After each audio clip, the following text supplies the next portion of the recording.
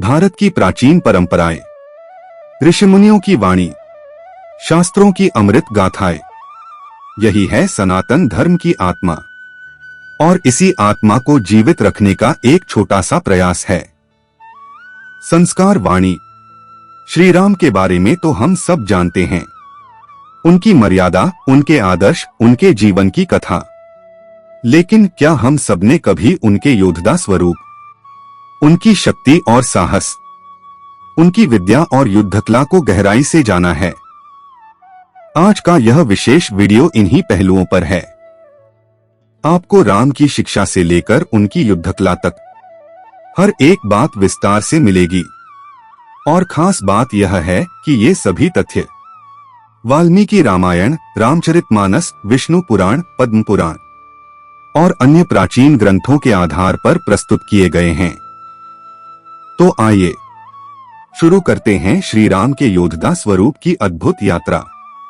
शिक्षा, गुरुकुल, शास्त्र विद्या, नीति विद्या। श्री राम ने बचपन से ही गुरुकुल में शिक्षा ग्रहण की थी। उनकी विद्वत्ता का वर्णन नारद मुनि ने सर्वशास्त्रार्थ तत्वज्ञो स्मृतिमान कहकर किया है, अर्थात वे सभी शास्त्रों का सार जानने वाले स्मृति शक्ति संपन्न व्यक्ति थे। वाल्मीकि रामायण बालकांड सर्ग 1 के अनुसार वे विद्वानों में श्रेष्ठ, सत्यवादी और दृढ़ संकल्पी रहे। बालकांड सर्ग 22 में वर्णित है कि ऋषि विश्वामित्र ने राम लक्ष्मण को बालातिबाला नामक गुप्त विद्या दी, जिसके निरंतर अभ्यास से उनकी शक्ति और बुद्धि को सर्वज्ञ कहा गया है। विश्वामित्र ने कहा कि ये दो विद्या ग्रहण करने पर विश्व में कोई उनके समकक्ष न होगा। तुलसीदास की रामचरितमानस में भी गुरु को प्रणाम कर राम ने शीघ्र ही धनुष संभालकर सामर्थ्य दिखाया है, जो उनकी व्यवहारिक शिक्षा और आत्मविश्वास का प्रमाण है। शारीरिक बल और मानसिक साहस। श्री राम की विराट शारीरिक ताकत और अप्रतिम साहस का वर्णन भी प्राचीन ग्रंथों में मिलता है। नारद मुनि की वाणी के अनुसार राम का बल विष्णु तुल्य था और उनका क्रोध कालाग्नि की भांति भीषण। विष्णु समान वीर्य और हिमालय समान धैर्य से परिपूर्ण होने का उल्लेख वाल्मीकि रामायण बालकांड सर्ग 1 में मिलता है।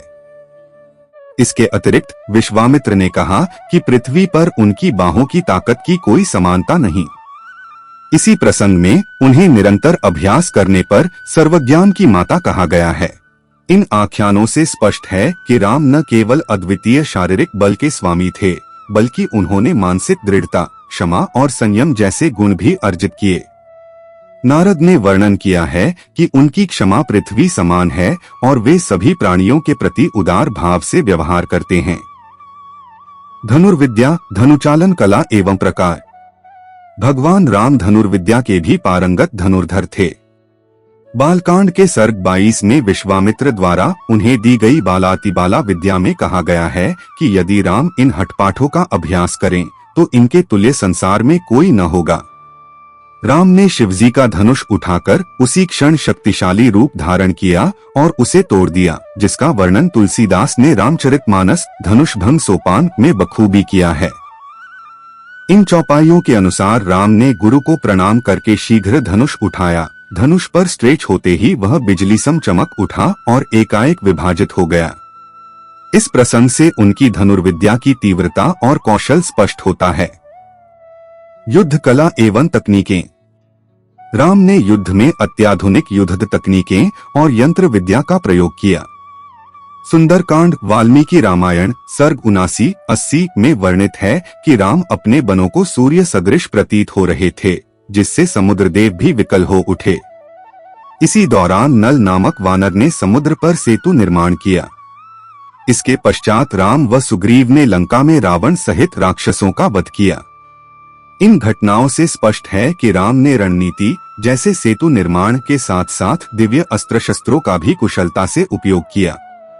उन्होंने परशुराम के शाप से ग्रस्त राक्षसों को सरल बाणों द्वारा शीघ्र संहारित किया और स्वयं भी बाण प्रहार में अद्वितीयता प्रदर्शित की। राक्षसों, वानर सेना एवं देवपुत्रों से युद्ध। राम के युद्धों की एक विशेषता यह थी कि वे राक्षसों और देवपुत्रों दोनों से संग्राम में सम्मुख हुए। वाल्मीकि रामायण सुंदरकांड में हनुमान की लंका दहन कथा में वर्णित है कि हनुमान ने वैदिक वर से बाध्यता मुक्त होकर स्वयं राक्षसों का सामना किया और लंका जलाई। इससे राम की सेना का शक्ति और साहस झलकता है। तथा राम स्वयं सुग्रीव पूत वानरों के साथ समुद्र तक गए और इतनी वीरता से बाण चलाए कि सिंधुदेव क्षुब्ध हो गए। अंतः सेतु पार कर राम ने राक्षस पुत्र रावण का संहार किया। इन घटनाओं के माध्यम से दिखता है कि राम ने न केवल मानव और देव पुत्रों को बल्कि दानवों से मिलकर खड़े हुए राक्षसों को भी युद्ध कुशलता से पराजित किया। राजनीति, न्याय, मर्यादा और सहनशीलता।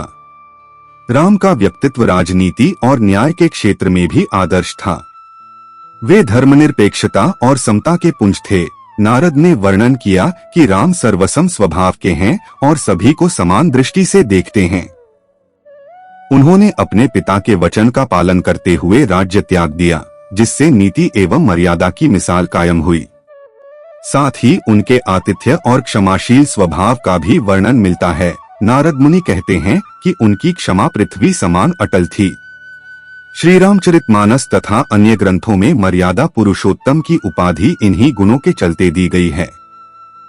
इन ग्रंथों में राम के चरित्र को आदर्श राजा, न्यायप्रिय पुत्र तथा दानवीर पुरुष के रूप में प्रस्तुत किया गया है, जिसके अंतर्गत उन्होंने कभी भी स्वार्थ के लिए धर्म मार्ग नहीं छोड़ा। उल्लेखनीय श्लोक: सुनी रघुकुल रीति सदा चली आई, प्राण जाए पर वचन न जाई।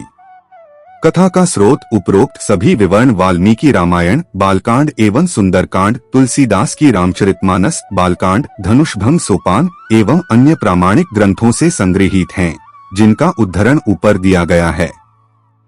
तो साथियों, आज हमने जाना श्री राम के योद्धा स्वरूप को, उनकी शिक्षा से लेकर उनकी युद्धकला तक। अब आपसे एक छोटा सा प्रश्न है।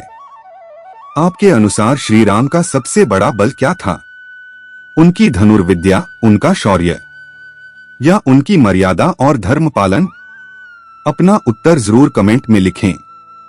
और हाँ, अगर आप भी सनातन की गूंज को और दूर तक पहुंचाना चाहते हैं तो संस्कार वाणी परिवार से जुड़ जाइए। चैनल को सब्सक्राइब करें, बेल आइकन दबाइए ताकि अगली भक्ति यात्रा आपसे छूट न जाए। मिलते हैं अगले वीडियो में। जय श्री राम।